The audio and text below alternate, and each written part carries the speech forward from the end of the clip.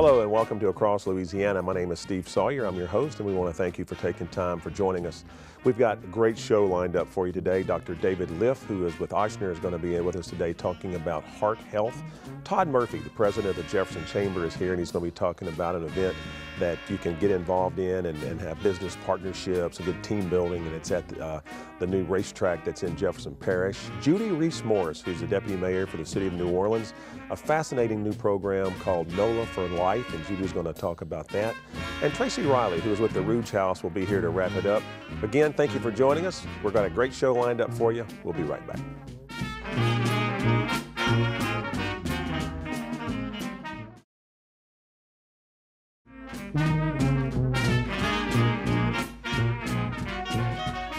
Welcome back to Across Louisiana. We're happy you're joining us today. Got a very special guest in the studio, Dr. David Liff, who is with Ochsner. And Doctor, it's so good to have you here because, a couple of weeks ago we heard the unfortunate news with Kid Craddock, and everything's come out now about the heart problems and everything. So I really appreciate you taking time from your schedule to come in and talk to us, because we want to talk about heart health and, how important it is to maintain a healthy heart, and just what does that mean? How do you maintain a healthy heart?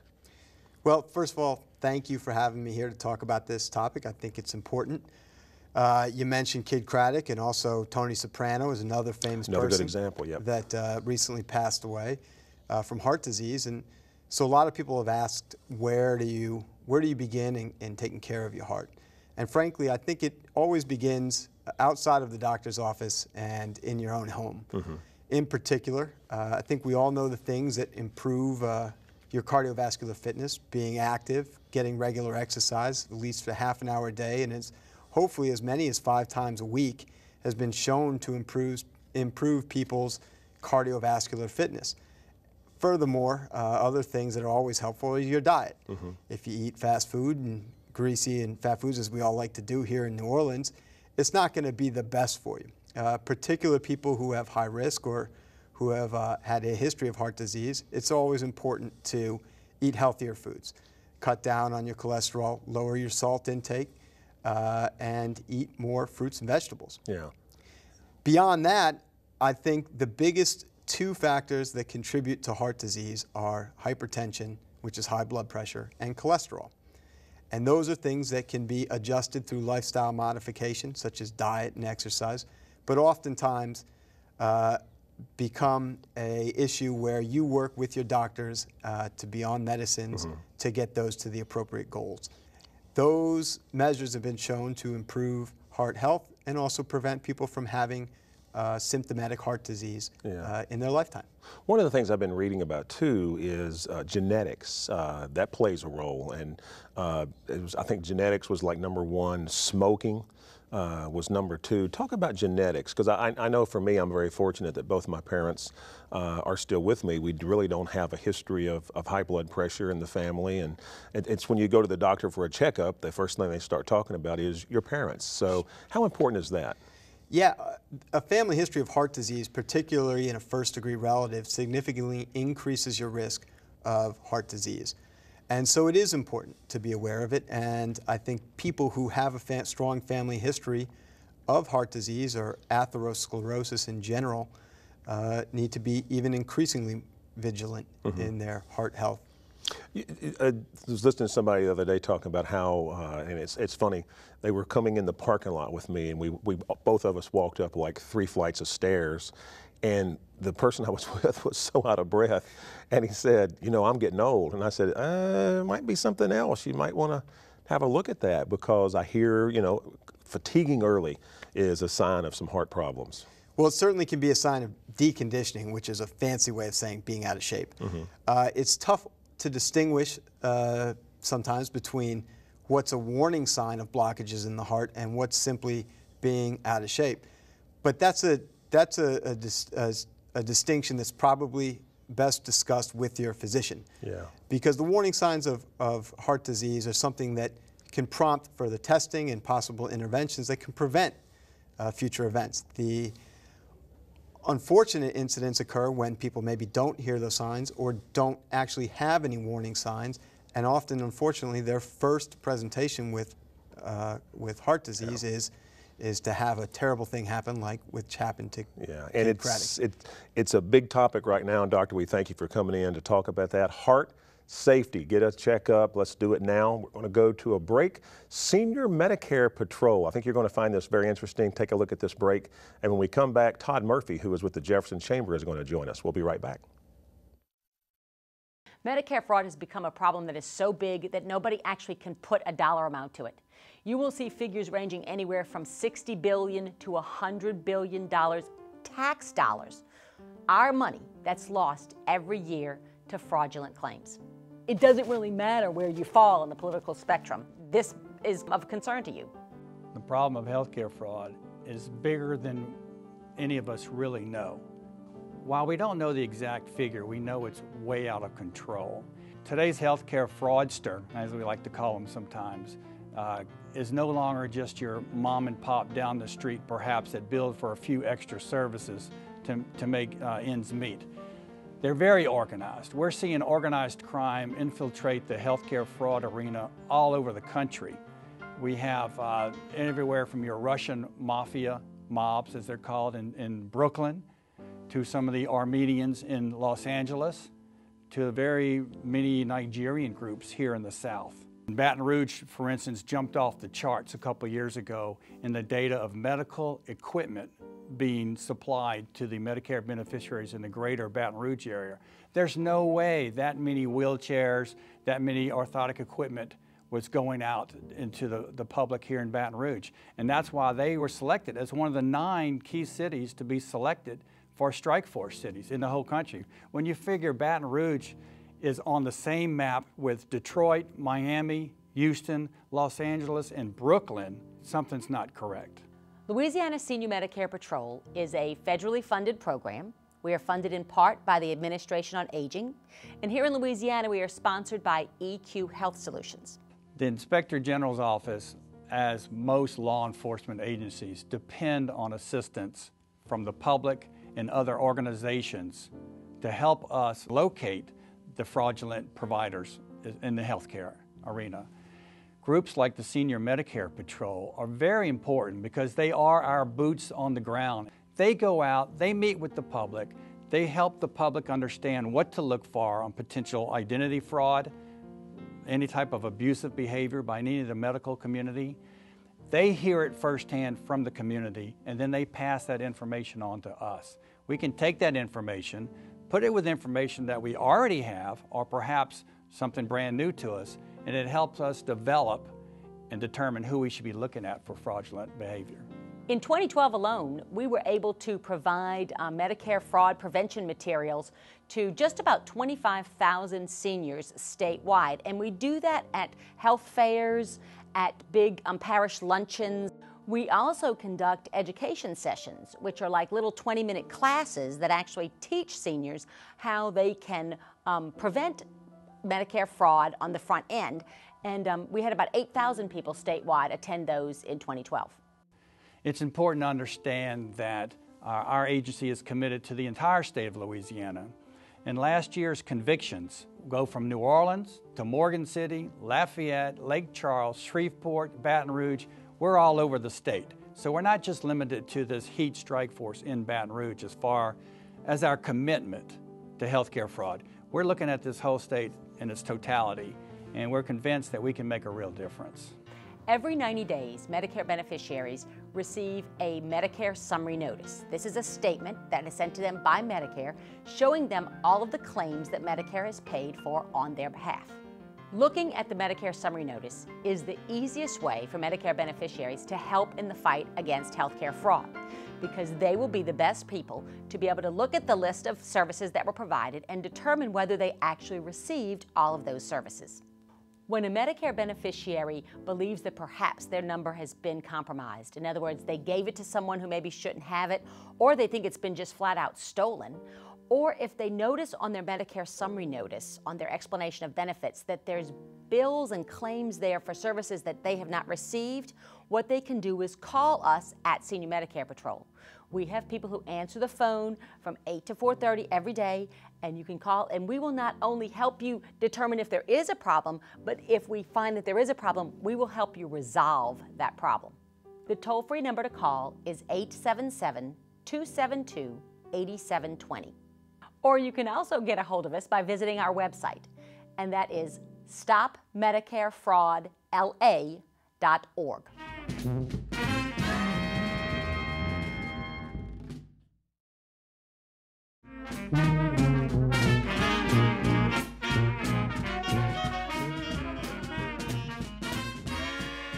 Welcome back to Across Louisiana. A great little piece there on our Senior Medicare Patrol.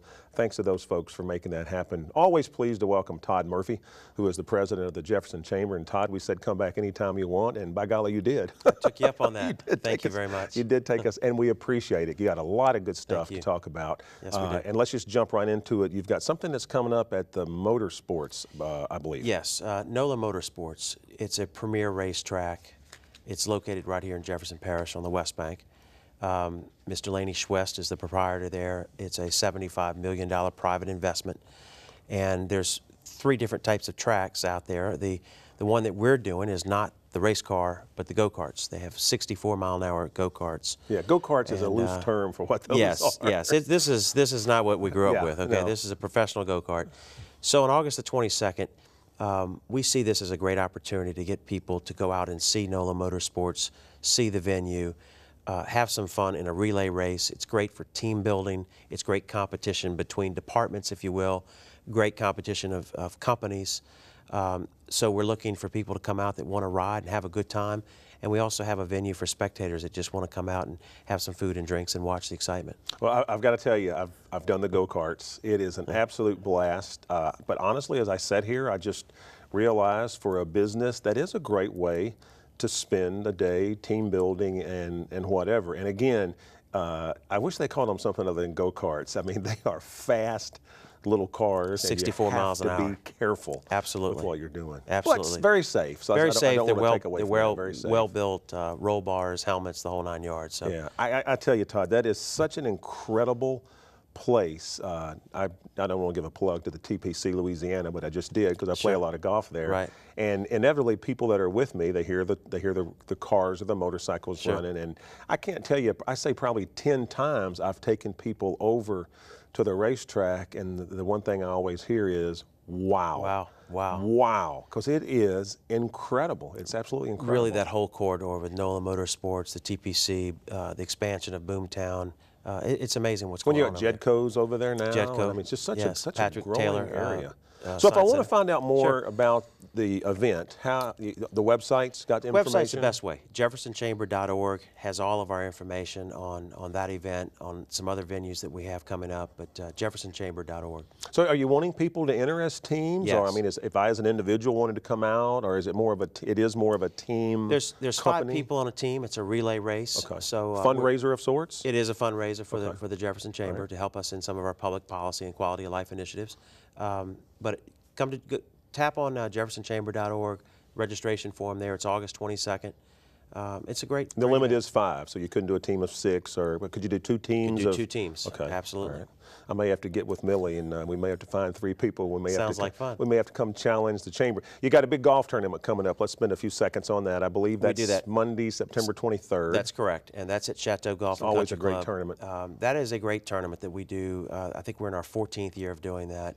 It's limited to 144 players, and we have some of the great restaurants around town out there that do a great job. Too early to sign up? Can I sign up now? Not at all. Again, JeffersonChamber.org. All the information's there. And one thing with the golf tournament now, if I wanted just to come out as an individual, I can be put on a team. Absolutely. So you don't really have to bring a team with you. We can pair you up on a team, and in fact, that's a great way to interact with other business leaders and elected officials that'll be out there. Great way to meet people. Well, we got Cox Diddy bags and door prizes, and Cox is always there.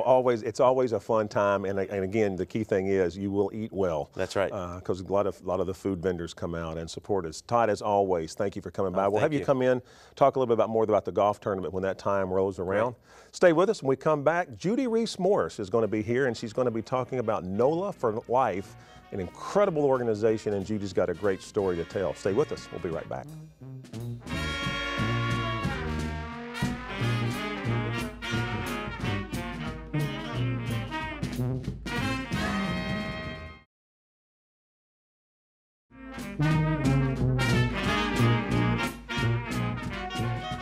And welcome back to Across Louisiana. Again, we're so happy you joined us today. We are just tickled to death to have Judy Reese Morse with us. Judy is the Deputy Mayor in the City of New Orleans, and you guys have, I'm just honored that you've chosen us to come in and talk about this today. NOLA for Life is such a great program. I'm just so happy that Cox is able to work with you on some of this stuff. So I'll just ask, what is NOLA for Life? Well, first of all, Steve, thank you so much for having me. On behalf of Mayor Landrieu and our entire team, we are thrilled to be here and have this opportunity to talk about NOLA for Life.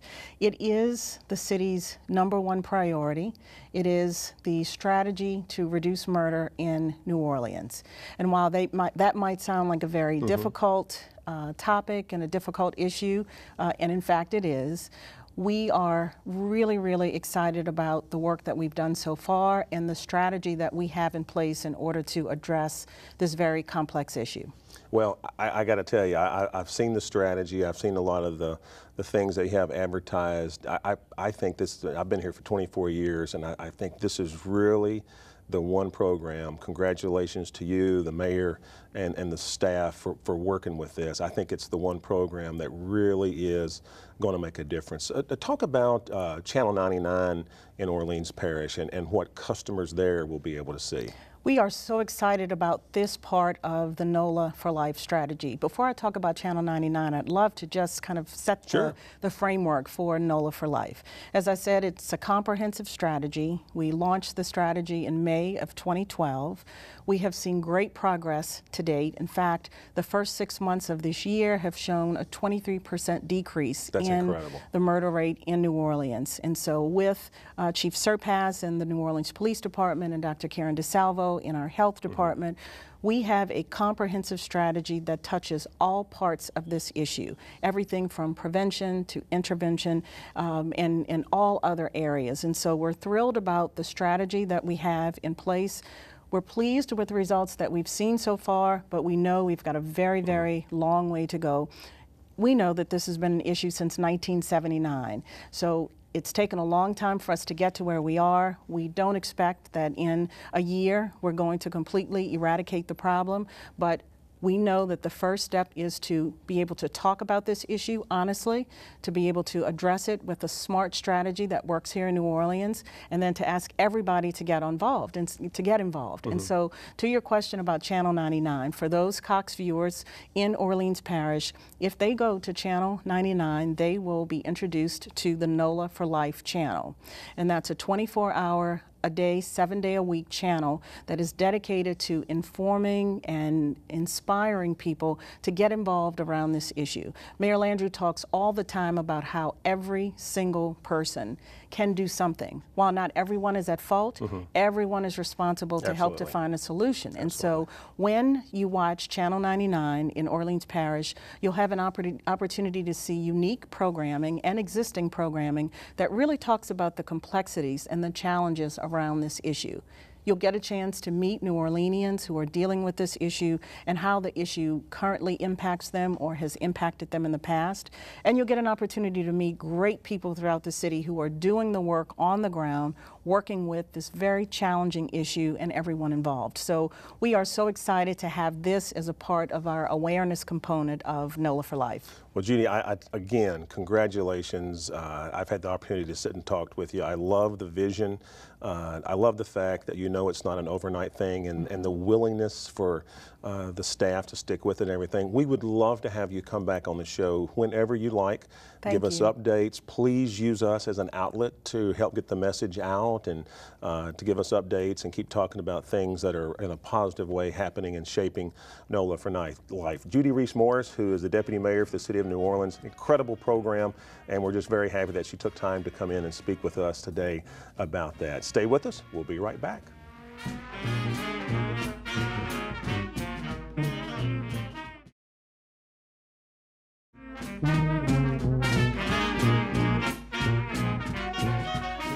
Welcome back to Across Louisiana. Very happy to have Miss Tracy Riley with us today. Tracy is the owner of the Rouge House, and I've got to confess, I'm not familiar with the Rouge House, so I'll start by asking exactly what is the Rouge House, what's your mission, and you know, where you're located, things like that. Sure. The Rouge House is a brand new concept that really began with a conversation between my daughter and I.